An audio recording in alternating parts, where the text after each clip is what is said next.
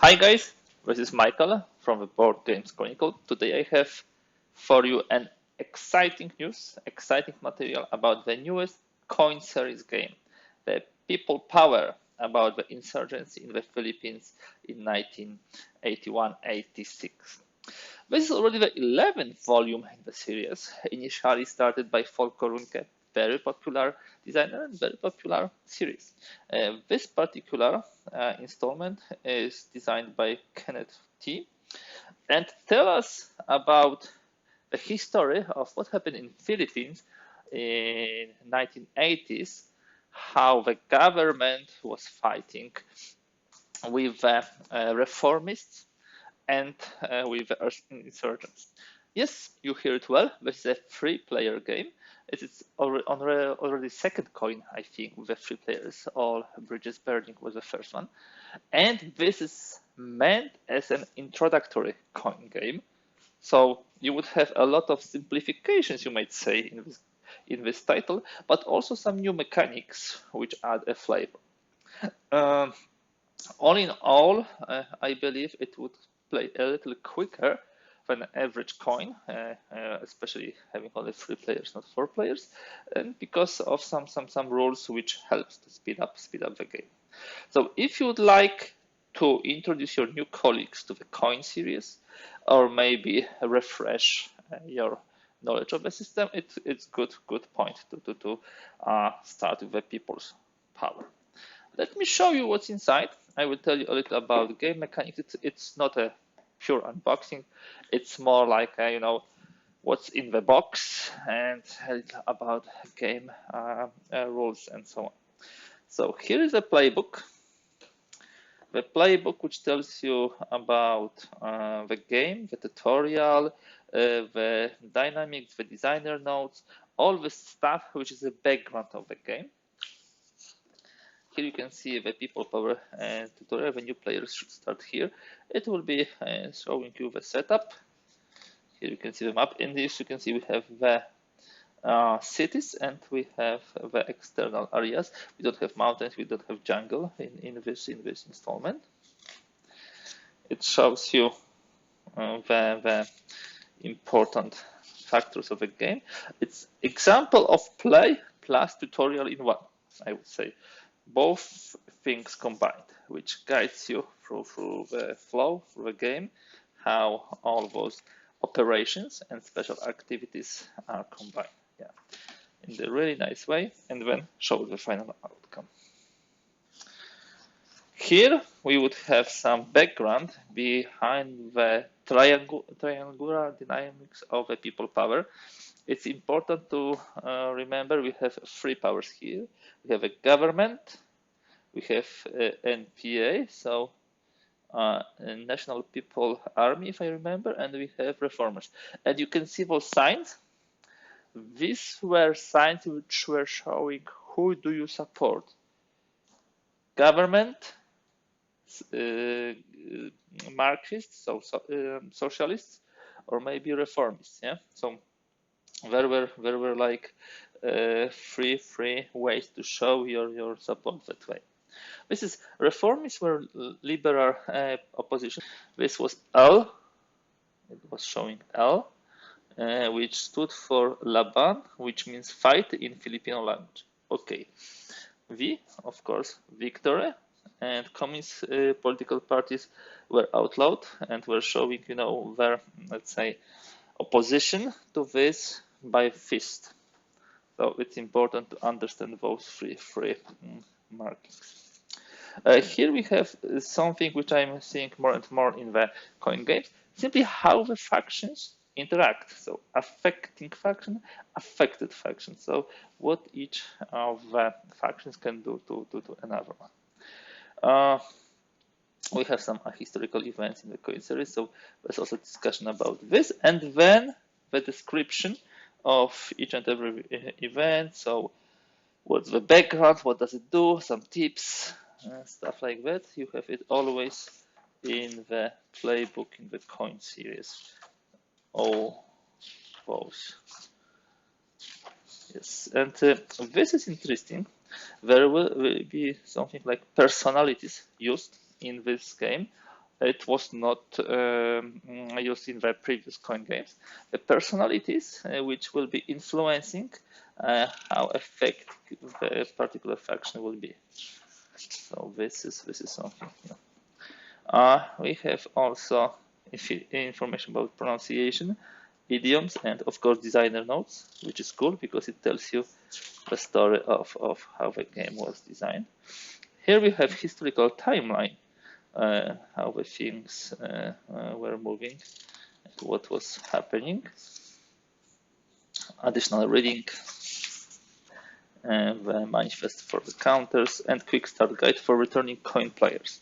Because if you are a returning coin player, you probably would like to immediately jump to the game, so it tells you how to do it. Usually the playbook is longer than the rulebook. Yeah, it was like over 40 pages. The rulebook is only 16, and to be quite honest, coin games didn't have a long rulebooks, never. It was pretty concise set of rules, and it doesn't take too much time to go through them. So general course of play, we have the map explained, we have also support, opposition, and resistance, because yeah, there could be couple of attitudes in each area, and also the control of the area. Then we have sequence of play operations, as always in the coin games, special activities which support the operations. Here is part about the personalities and events.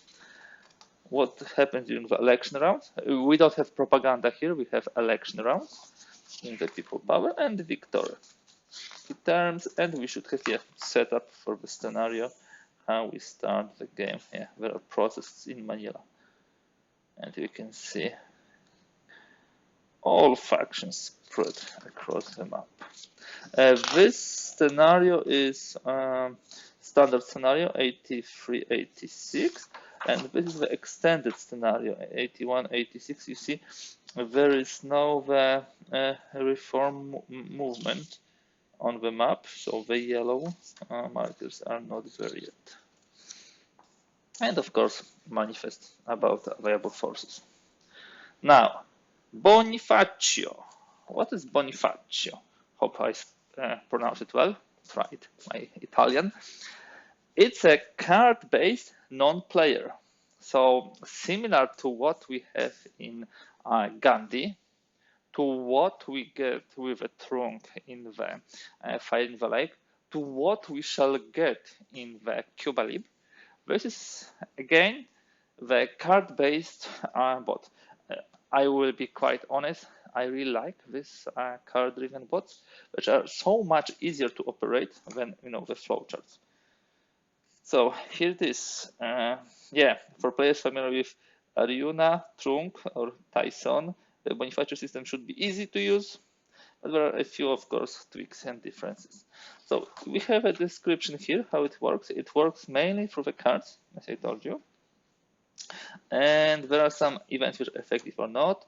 There are priorities of move, space selection, operations, and special activity description. And then an example how it plays. It's pretty intuitive, yeah. I can tell it's pretty intuitive and not so hard to play. Okay, so this was the bot. Now we have some counters, not too many, just a few of them. The control, this is government control, and this is the uprising control. We have opposition, support, resist, terror. All of those, which can change sides. Protest, not too many, a lot of spares if you need for any games. And now, here are the 3 faction sheets holders with the bases and tokens. Then we have Bonifacio on player 8 card with all those priorities I was mentioning. And then we have what we always have in the coin game series. So player aids. I usually start reading the game elements from those player aids. I'm checking what operations we have and what special abilities for particular faction and what is the victory conditions. That's all you need really to know. Of course, those election rounds or propaganda rounds can differ between games, but this is really the heart of the game. So here are the NPA operations and special abilities, and government operations and special activities. Plus, at the end, we have the election round, how it's being played. Pretty nicely done, 4 pages. And again, I have a feeling that from a graphical perspective, this is slightly different than previous games in the coin series, but still pretty nice, colorful, joyful. Of course, we have free for free players.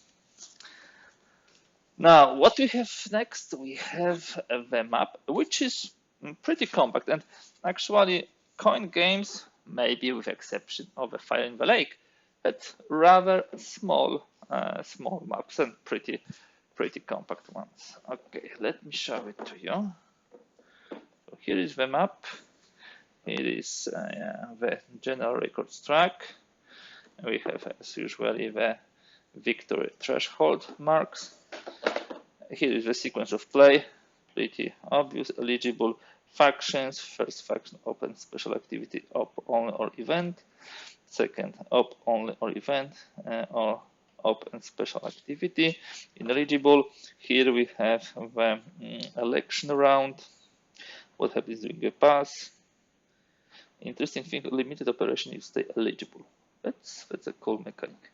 And of course we have cities, Manila, Cebu, and Davao, and Zamboanga with attitude and with a control. Nice.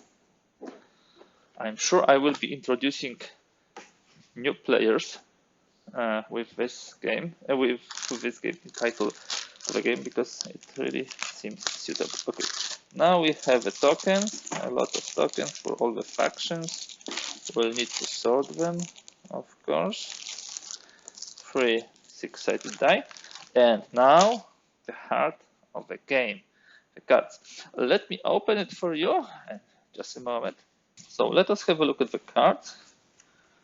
At the top, I actually draw the bot cards. So as you can see, these are the bot cards for all 3 factions. Different names of the cards and different types of the cards.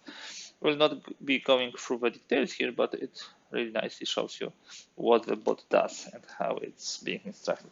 What you are interested in are the actual game cards. I love the back of those cards. Beautiful. Acts of desperation. Now, yes, here we have them. Here are the personalities. For all. And then we have events. Still beautiful. So the events, as usually, have the order of being factions eligible. So government, reformist, uprising. And what happens here, the up and bottom part of those. So you can see a lot of them. Again, the graphics are definitely different from what I'm used to as a, let's say, I would say experienced coin player, but it's nice. Something new. Now, those personalities I told you, this would have huge impact on the gameplay of the factions. So it actually enhances you, but there are also acts of desperation which you can play. Would need to check exactly from the mechanical point of view how does it work, but all in all, it's a pretty cool mechanic to add some additional options and spice up the game. So yeah, a lot of them. So personalities would go here, acts of desperation would go here, and we'll have it nicely sorted out.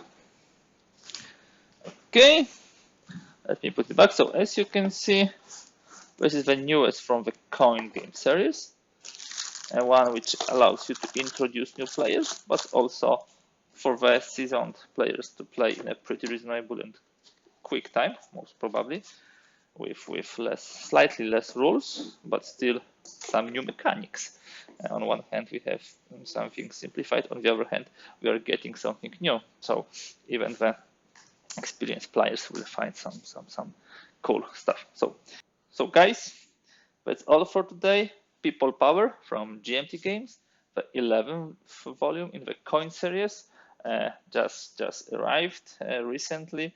Can't wait to bring this to the table and test with my colleagues. Hopefully to have a lot of fun with this. Thank you for watching this. If you like this video, kindly please give thumbs up. If you'd like to see more content, really strongly encourage you to subscribe to the channel. Also, should you have any questions, use the section down below. That's all for today. Thank you for being with me, and thank you for watching.